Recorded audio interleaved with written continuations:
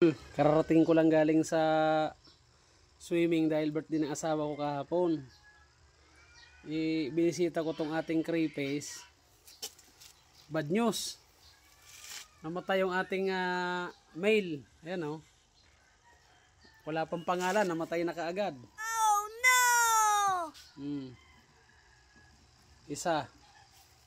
Pero okay naman kasi buhay pa naman tong tatlo. Ay 5. So hindi pa kasi nagagawa yung fish pond nila dito mga idol, diyan ko yung gagawin.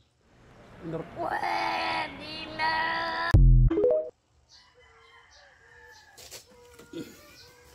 Ang good news naman yan mga idol, yung ating PKBM na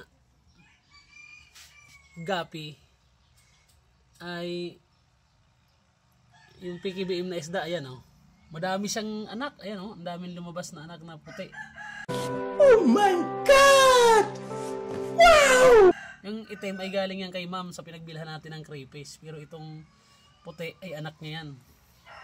At magandang sinyalis yan mga idol. Sigurado ako ang kinamatay nito ay sobrang dami ng pakain at nagkaroon ng ammonia dyan sa kanyang tub. What? Yan o. Sayang mga idol. Pero ganun talaga. Aral yan sa atin. Sa susunod hindi na natin gagawin. Tayo po ma'am yung yung isang male na kasama ng tryo. Napasobra siguro yung pagkain. Ng umaga. Pinutol na namin dito yung tanim kong avocado kasi dito tayo gagawa ng fish pond para sa ating mga crayfish. At ang palit ng trabaho, hindi na to ngayon chef. No, mga idol, yan ako. Putulin natin yan. Dito tayo gagawa ng isang pond. Punta doon. Bali, 2 pond yung gagawin natin. 2 pond sit up. Sa ibabaw, mga trapal pond and filtration. Sa ilalim, yung ating grow out pond para doon sa mga crayfish. So, kailangan talaga natin ng medyo malaking space mga idol. Nabasag yung salamin. Salamin? Okay. Nabasag na mga idol yung mga salamin ko na itinabi. Ang galing talaga ni chef. Nahaya mo na yan.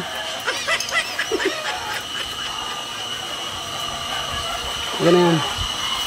Sa importante, mahalaga. Diba? At dumating na rin pala mga idol yung ating materialis na ang gagawin nating pond. Ayan, itong mga buhangin dati ko na yan. Ano na yan? 2024 pa yan. Last year pa, mga April. January. Nung bilhin ko yan. Kasi binili ko yung na yan, buhangin yan para sana i-plastering yung likod ng bahay ko kasi tumutulo siya dito mga idol. Ayan. So nangyari, kinapos ng budget noon. So hayaan muna natin yan. At ito muna unahin natin. Ayan. Pinabistay ko na yan para diretso plastering na din yung gagawin natin set up ng pan. Bumili ako ng 100 pirasong hollow blocks sa 18 pesos, so 1,800 yan. Tapos bumili ako ng 10 pirasong 10 bag na simento. At ito din, 2 pirasong tile adhesive. So tile adhesive mga idol kasi bala ko yung gilid ng pasimano ng pond ay itatiles natin dahil mayroon naman akong mga tira-tirang mga tiles. Yan.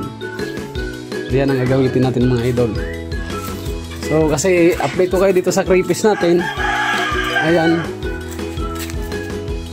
Naglagay na ako ng talisay leaves kasi sobrang dami naman ng talisay leaves dito. So dyan yung ating mga PKBM. Ayan. Napakasigla. Yung mga anak nila mga idol, iwan ko lang sa experience nyo ba, kinakain ba ng PKBM yung anak nila pagka hindi sila napakain? Kasi hindi ko yung pinakain kahapon. Pagbalik ko wala na yung anak nila, ubos na. At ito naman yung crayfish natin ng idol. Ang sigla-sigla niyan. Ayan o. Nakikita nyo yung isa. Kaya lang nagtago siya. Kinahihiya siya. Ayan o. Oops. Lalaki yan mga idol. Nakita nyo na yan. Yung babae ay nandito at doon yung iba.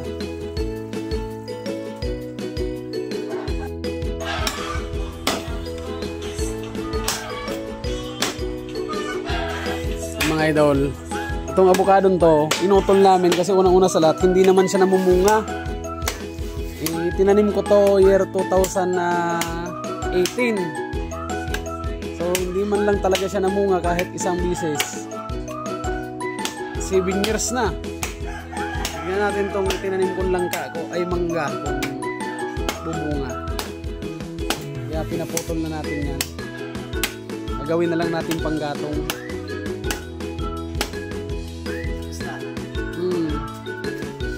Napakadami lang dito laging basura at nagrereklamo na yung mga anak ko. Lumiwanag yung paligid mga idol. Oh. Ito kabaliktaran to dun sa kanta na ano, yung Espolarium. Dito naman, lumiwanag ang paligid. No. Lumiwanag ang paligid mga idol, lumiwanag. Ayan mga idol, nakakatuwan tignan yung ating mga isda. Oh. Napakasisigla niyan mga idol.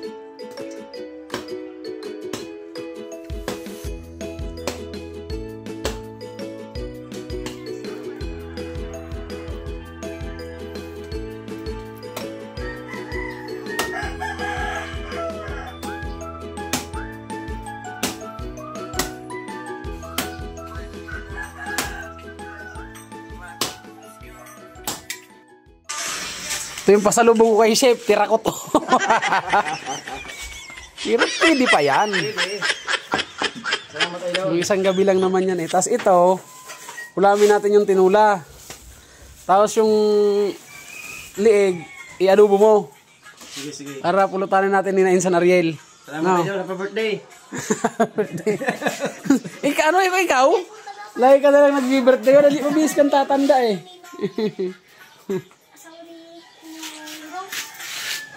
Mga idol, Yan, alright. magpaplastering na kami dyan. Pwede na.